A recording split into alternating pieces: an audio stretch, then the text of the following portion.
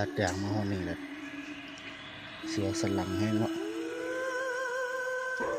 เถียงห้างหลังนี้เนาะกลางป่ายางเลยมาห้องนี้แล้วก็มาเพิ่นเฮาเกือบทุกคืนเนาะก็มีคนนี่แหละ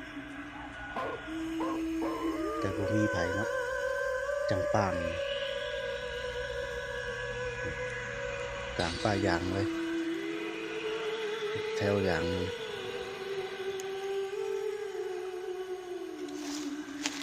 เมื่อก่อนมีคนอยู่เนาะบันไดเนาะเมื่อก่อนมีคนอยู่เด้อ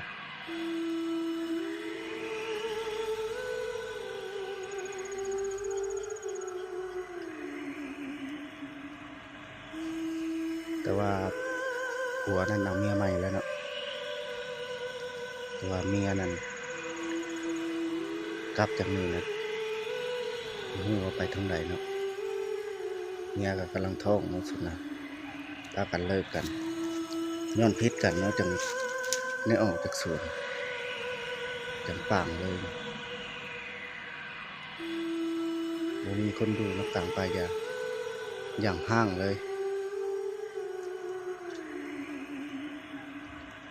ตัดยางแต่ละคืนนะเสียวเนาะ